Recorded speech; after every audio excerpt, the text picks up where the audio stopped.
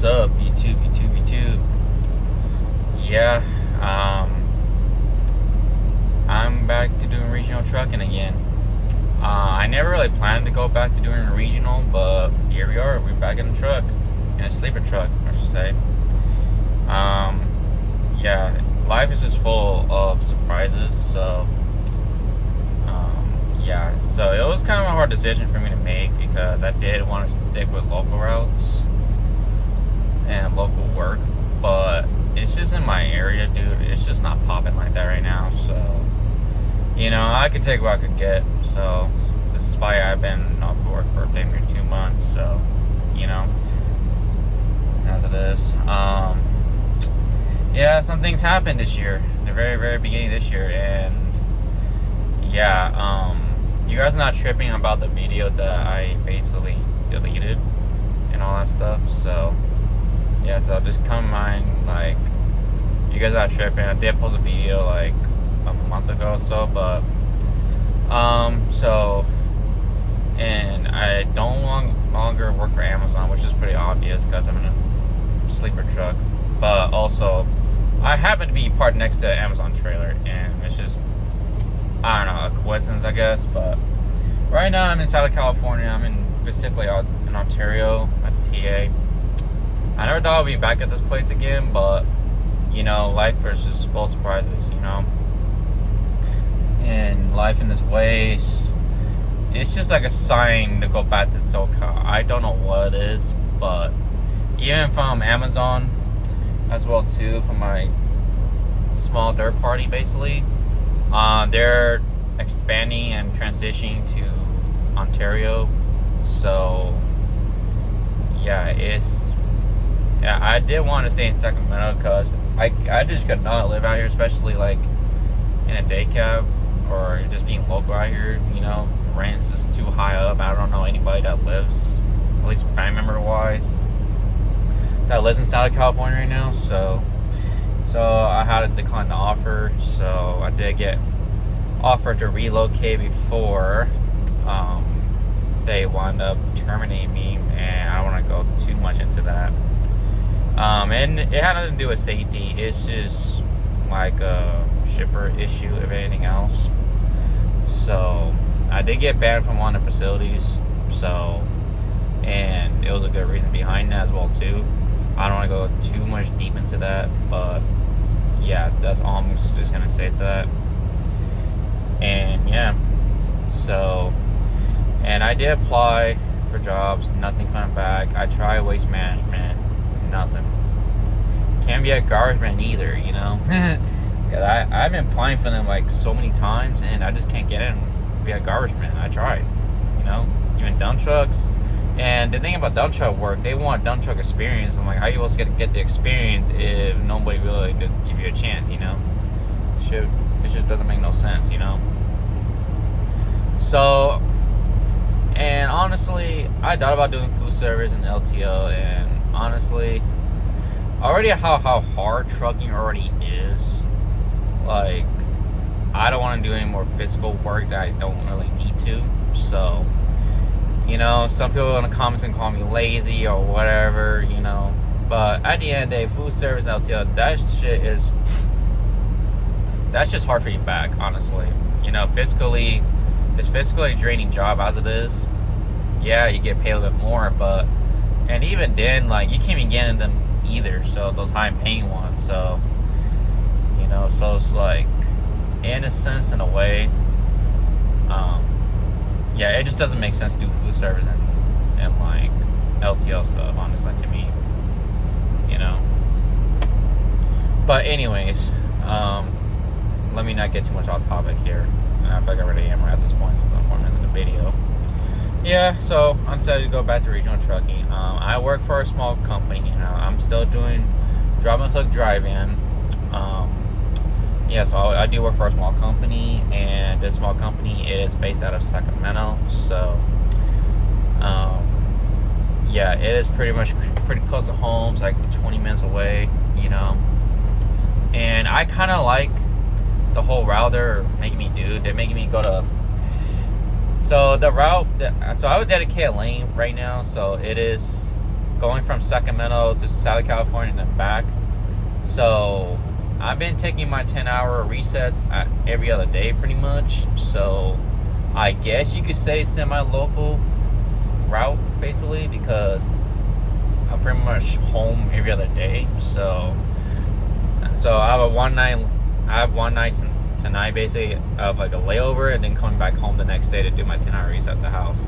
So it is kind of local, and I kind of like this route. I'm not gonna lie, I thought I wasn't gonna like it at first, but you know, so far they've been getting me home every other day, which is a pretty good thing. I feel like it's pretty close to local, and I'm just doing drop and hook work, live loads here and there. So this basically stating, I don't know what they call it, but this route, but I guess it's called Intra-Cali, since I'm going to Sacramento to LA and Southern California area basically. So that's just my route right now. So I kind of like it just because like the miles is not really there. It's just easier for me to get home. So it's like, you know, that's the only one benefit I do like about it. But I just don't like the Southern California traffic that much, which I think many of us truck drivers do agree on that. But you know, but they do mainly like 80% like I-5 corridor. But right now they have me doing the LA to, you know, Sacramento and back, so back and forth. So I kind of like this route because I'm home every other day, so like I almost don't need to take showers at truck stops, I feel like. So but I do have a one like I'm laying over every other day, and then once my clock is maxed out, I'm basically gonna be doing my 34-hour reset. And they told me basically is like the max I could take time off is 2 days for like, you know, in a single period. So like can't take no more than 40 hours unless I put PTO in and something like that. Then that's another reason, I guess. But yeah, the company so far, it's been pretty good. I'm not gonna lie. You know, treatment wise, it's pretty good. They've been pretty good getting me home on time, so I can't really complain too much on that. You know, I just really can't. But I know there's things gonna happen out in trucking too as well, especially on the road. Like that's out of your control. You know, sometimes you're gonna be home late. That's how it is with that. That's just part of trucking. You know, I have to learn to accept that over time. But majority, they do the best they can to get me home. So that's what I like about this company. Like they do value their drivers of home time, and the pay wise, it's okay, but I feel like it could be better. But I mean, like, you know, the treatment wise, I'm getting pretty good. Like a small family orientated company, so it's like I think they only have like 100 drivers right now, so it's not really a lot. And we do have like I think 11 or 12 direct customers too as well. So they've been keeping me busy, so, and all that stuff. So lately I've been doing a lot of USPS stuff right now. So the United States Postal Service, which I've never really done that kind of work before, so it's kind of different and all that stuff. But it's drop and hook for those because, like, in a way, like, that's basically their direct customer, so it's just drop and hook for those. But it's kind of rare to even come by a small company that's basically W2 and basically have direct customers, and that's part of one of the reasons why I guess is one of the small reasons, or one of the reasons this company is basically still existing around. You know, direct customers does come factor to play with a lot of things, honestly. But I understand they didn't build this all in one night, but you know, they've been around since 2001, so you know, they've been around for like how many years now? 25 years now. So yeah, so they've been around for 25 years. So yeah, so the company, I do like it. Like, you know, the home time, their equipment, it's okay. I thought it could be better, you know, but I'm in a 2018 Freightliner Cascadia, which is the first generation of the second gen Cascadia, which I thought I wasn't gonna like it at all, but it turns out I like this truck so much better than these newer trucks for some reason. I don't know what it is, what this specific one that I'm in right now, but this one is a lot stronger, I feel like. than all the other Cascadias I've been in the past. Like, way stronger than, like, Heartlands, way stronger than, like, Maze. I don't know what it is with this truck, but I don't know if it's been, like, a rebuild on this or what. Or maybe it was just more durable back then or something, but yeah, this truck has a 723,000 miles on it, and it still runs like it's a brand new truck, like, you know, which even shocks me, honestly. Like, and something I have noticed about this truck, this truck goes up hills pretty quick. I'm not even gonna lie. For like a DD15, I think it's still, yeah, for this engine. Yeah, for a DD15, dude, I don't know what it is with this one specifically I'm in right now, but this truck, I feel like it's just too powerful sometimes. I don't know why, but because I notice the power and stuff, it's all there, you know. And not to mention, there's no safety features, so there's no sideguard assist, no the big box up there, whatever they call it. You know, there's none of that. Let me show you. So that I want to get this. No, I can't. See, doesn't have the big box at all.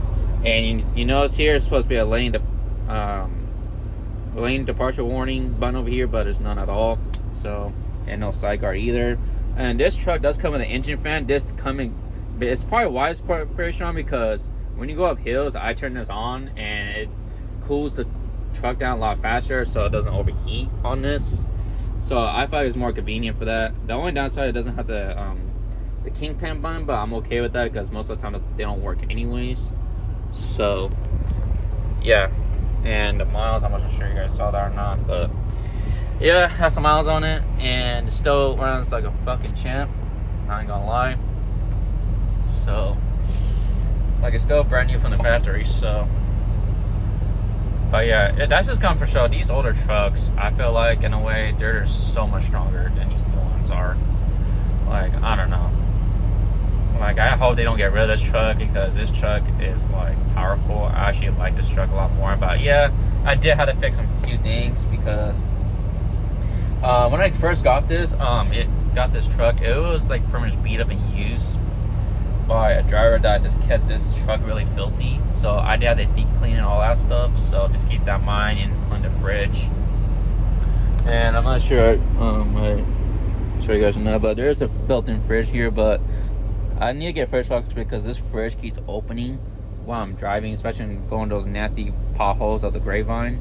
So I'm still waiting on that, which of course should come in either today or tomorrow, around there. So I just gotta go home and grab that, put that in there, and all that stuff.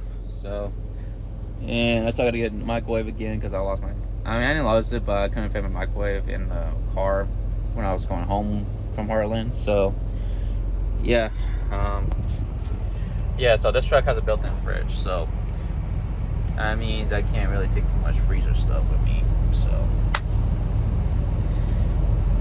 yeah. So, especially how this market is right now, you just gotta take what you can get at this point, you know. I find this market alone is kind of tough, you know. Companies are still, I feel like companies alone are still barely holding on, at least the small ones, mom and pops, including this one. But luckily for this one, they have direct customers, so like we should be okay, honestly. During this hard time recession, anyways. So, you know, because all the Medicares right now are just buying the small companies right now. So, because I heard like they bought ECM as well too, ECM Transport in the Midwest as well, from what I heard. And Heartland fully bought CFI out, so CFI, I don't think they exist anymore at this point. I think they fully closed their doors. So, because I see a lot of Heartland trucks with CFI trailers now, so I'm like, I feel like CFI closed their doors already. So yeah, so, you know, because like I said before, I'm not sure if I mentioned on this video or was it one of my live streams, I wouldn't mind going back regional with the right company, because like with the right company, you're pretty much almost like local basically. Yeah, it's like cents per mile here, but it is on an okay range. I feel like it could be better, but you know, I'm not gonna complain too much, because they've been treating me pretty good. So, you know, getting me home on time. You know, the pay could be a little bit better, but you know, I guess it just comes in time, I guess. So, with that, so yeah, so that's where I've been at. So, and not to mention, I guess one of their direct customers is right there as well too. That blue trailer right there. Hopefully, I mean, I haven't been to Amazon with this company yet, so I'm not sure if they still do Amazon stuff or not. But I believe they used to do it, but now we're focusing more on like USPS stuff right now, and Target and all that stuff. You know. And also UPS, FedEx, like you name it. So all those postals, like, you know, yeah, we mainly haul most of that stuff. So it's like, and then some government stuff too as well. So some high secret government loads as well too, which I haven't experienced it yet, but apparently they do have some loads like that too as well over here. But yeah, I won't show you guys the truck because like on the outside it's kind of damaged a little bit from the previous driver. So because when I got this truck it already came with damage, so it's like it is what it is. So I will show it to you. You guys gonna probably think it's gonna be clapped out, which I do agree on that because it is pretty clapped out, I'm not gonna lie. So by the previous drivers with this company. So I mean, it is a 2018, so it's kind of to be expected. So, you know, some people are just gonna hit stuff. So, and they do have inwards and outward facing cameras. I feel like that's just a new norm of the industry nowadays. So, you know, as much as I don't like the inward cameras that much, but that's just how it is. Most companies are gonna have that now. So, you know, I was willing to let that go as long as they don't really use it to punish drivers like that. Because I heard a story with the inward cameras, they'll just use those inward cameras to punish the drivers for something so small and little stuff like that, you know, and not really using it for its main purpose. But so far here, they didn't really bother me with that stuff. From safety, like doesn't really bother me that much. So, you know, I'm just doing what I'm supposed to do. You know, just don't hold your phone while driving. Obviously, you're also supposed to be terminated. Obviously, that's common sense right there. But yeah, just do stuff. Just do what you're supposed to do. Don't do stuff you're not supposed to do. So it should be fine, honestly. At least over here.